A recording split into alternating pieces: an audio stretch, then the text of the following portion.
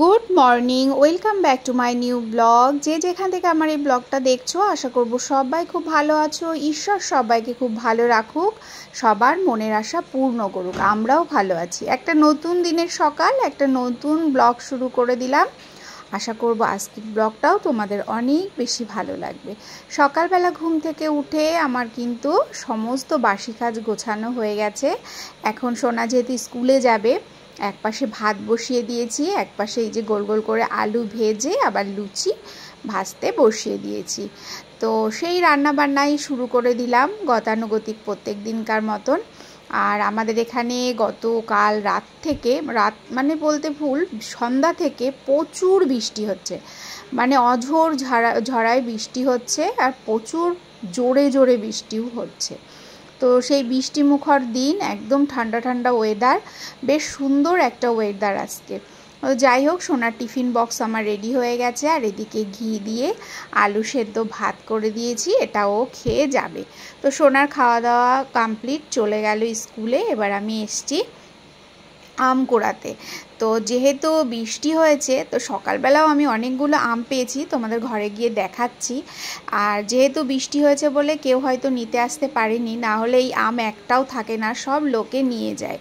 তো লোক এইবার যে আম খেয়েছে আমাদের বাড়ির বলবার মতো না। তো যাই হোক, সমস্ত কাজ গুছিয়ে এই যে এখন আমি নার্সিংহোমে যাচ্ছি, বেরিয়ে পড়েছি। আর বেশ ওয়েদারটা সুন্দর, রোদ্দুরও নেই, ভালো লাগছে, ঠান্ডা ঠান্ডা ওয়েদার। তো এই যে মেন রোডে উঠে গেছি। আমাদের বাড়ি থেকে নার্সিংহোম ওই পায়ে হাঁটা 5 মিনিট মতন।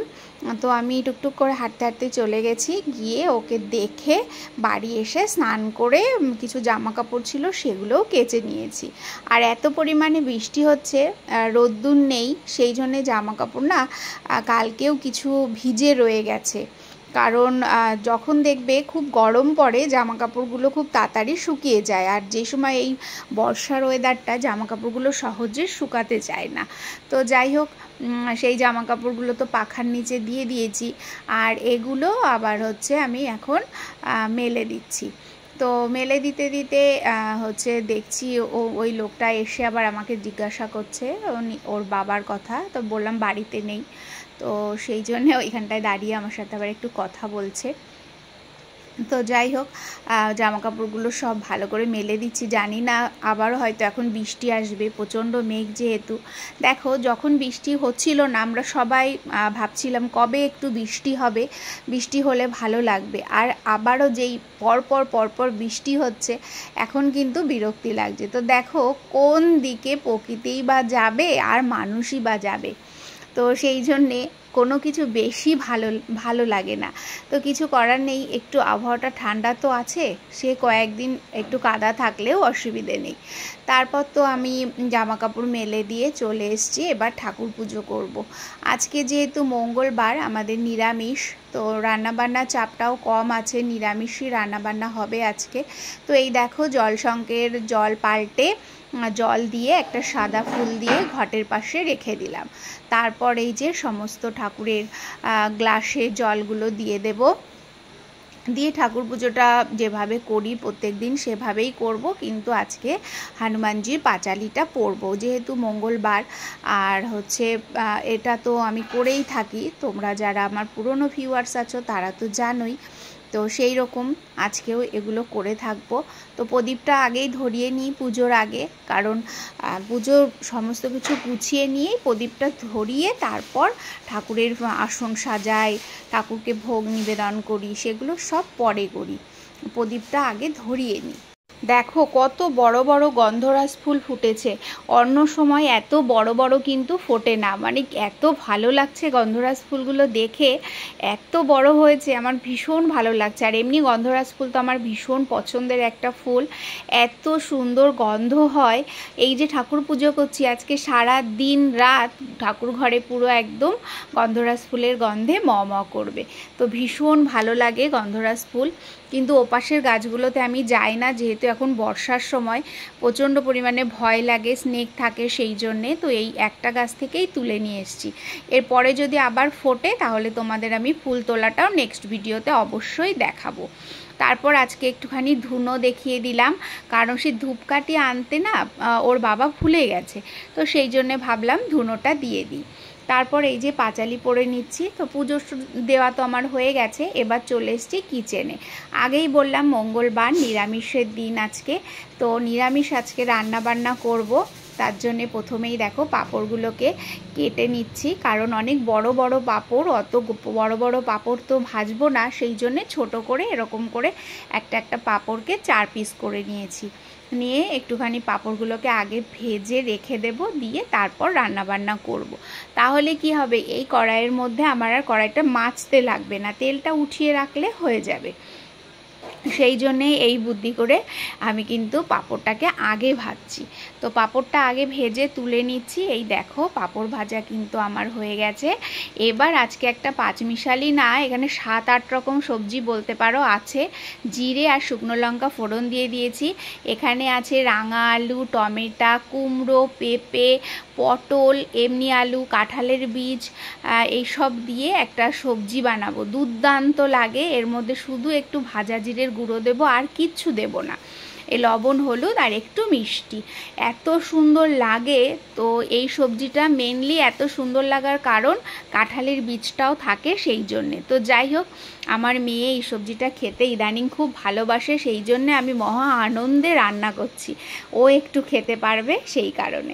তো এপাশে সবজি বসিয়ে দিয়েছি, আর এপাশে আমি আগে ডালটা বসিয়ে দিয়েছিলাম। ডালটা কিন্তু হয়ে গেছে। ডালটা নামিয়ে কিছুটা বেশি করে জিরে আমি ড্রাই রোস্ট করে নিচ্ছি, কারণ জিরের গুঁড়ো যদি ঘরে থাকে না, ঝম করে কিছু একটা রান্না করা যায়, কোনো একটা শরবত বানানো যায়, কোনো একটা খাবারের মধ্যে ভাজা জিরের গুঁড়োটা দিলে কিন্তু খুব ভালো লাগে। আর এটা আমি পুরো শিলনোড়াতে গুঁড়ো করছি। শিলনোড়ার গুঁড়ো মশলা খাওয়ার তো একটা মানে গুঁড়ো মশলা হোক বা বাটা মশলা তরকারিতে দিলে কিন্তু স্বাদ দ্বিগুণ মাত্রায় বেড়ে যায়।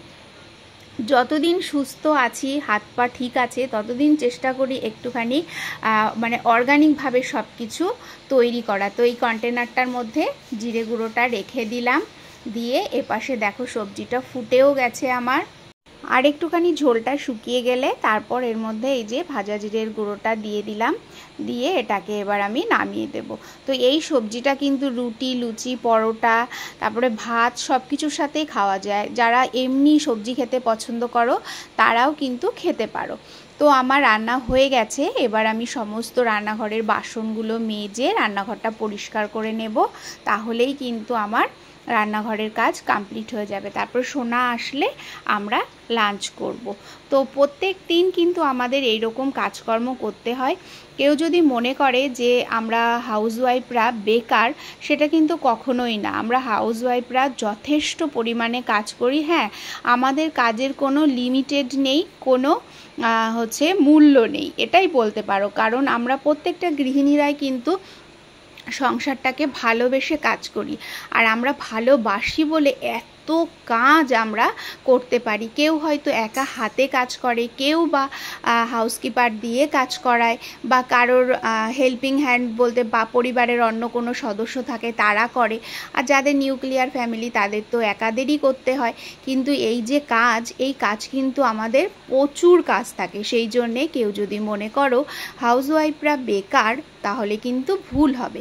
হাউসওয়াইফরা কখনোই বেকার নয়। তাদের যে কাজ সেটা কিন্তু প্রচুর পরিমাণে পরিশ্রম, আর এটা আমরা ভালোবেসে করি বলে পরিশ্রমটা আমাদের পরিশ্রম বলে মনেই হয় না। আমরা সযত্নে আনন্দের সহিত সংসারের প্রত্যেকটা কাজ, রান্না বান্না সমস্ত কিন্তু করে থাকি। তো দেখো, তোমাদের সাথে কথা বলতে বলতে বাসনগুলো সব মাজা হয়ে গেছে। এই দেখো, লেবু, গরম ভাত, মুগের ডাল, পাঁচমিশালি সবজি আর পাঁপড়। আজকের খাবার মেনু এরকমই নিরামিষের দিনে। তো আমার পুরো একদম টেবিলে বসে গেছি খাবার দাবার নিয়ে। তারপর দুপুরবেলা খাওয়া দাওয়ার পরে রেস্ট করেছি। আর এই যে সোনা আজকে নিয়ে চলে এসেছে ফুচকা। তো বেশি করে ও নিয়ে এসেছে সবার জন্যে, কিন্তু আমরা তো কেউ খাবো না যেহেতু আজকে নিরামিষ। ওরও খেয়াল ছিল না, তো পেঁয়াজ দেওয়া বলে ওকে বললাম তুমিই খাও একা একা, আর কোনো দিন কিন্তু মঙ্গলবার খাবে না এগুলো। তো ওর মনেই নেই, তো ভাবলাম ঠিক আছে চলো। আজকের ব্লগটা যদি তোমাদের ভালো লেগে থাকে অবশ্যই চ্যানেলটাকে সাবস্ক্রাইব করো, ফেসবুক থেকে দেখলে ফলো করো, কমেন্ট করে জানিও।